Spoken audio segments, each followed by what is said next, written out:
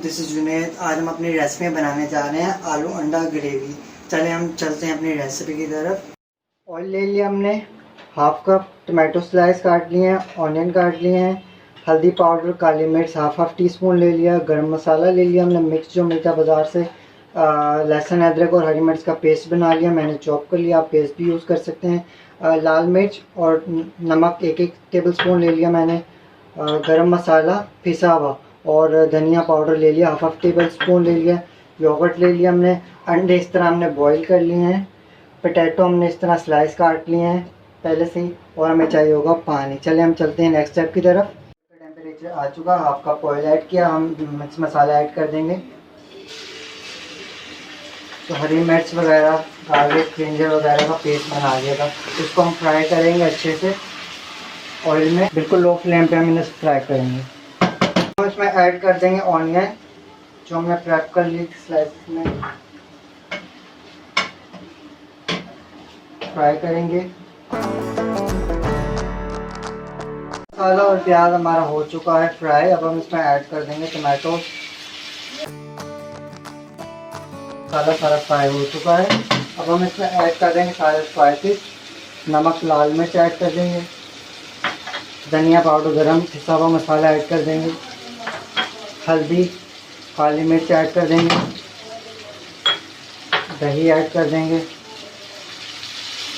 साबुत गरम मसाला मिक्स करेंगे। तो अच्छे से मिक्स कर लेंगे सारे इंग्रेडिएंट्स को।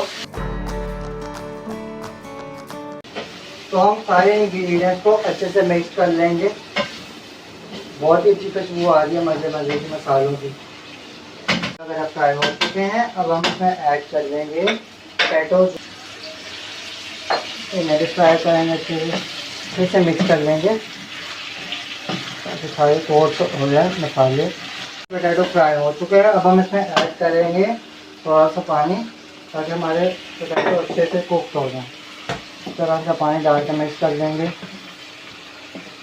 मैं पानी ऐड कर दिया ताकि हमारे पोटैटो कुक हो जाए। तो देखिए हमने इसमें पानी ऐड कर दिया है। जब इसको बॉईल आएगा तो हम इसके लो फ्लेम कर देंगे, इसको ढक के रख देंगे इस तरह से। जब हम इसको बॉईल आएगा तो फिर हम इसको लो फ्लेम पे रख देंगे।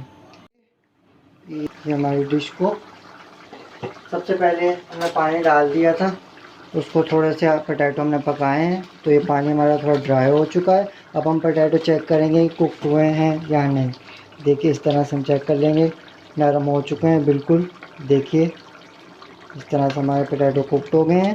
अब हम इसमें ऐड कर देंगे एग स्लाइसिस जो हमने बॉईल कर लिए थे। इस तरह से एग हमने बॉईल कर लिए थे, इस तरह 2 स्लाइसिस में 2 हिस्से में हमने वो कर लिए थे। अब हम इसमें ऐड कर देंगे इस तरह से। ये हो जाएगी हमारी अंडा ग्रेवी तैयार। बहुत ही मज़े की खुशबू आ रही है। तो देखिए हमने अंडे ऐड कर दिए बॉईल करके। अब इसके ऊपर कोरिएंडर ऐड कर देंगे इस तरह से, हरा धनिया जो है इस तरह से।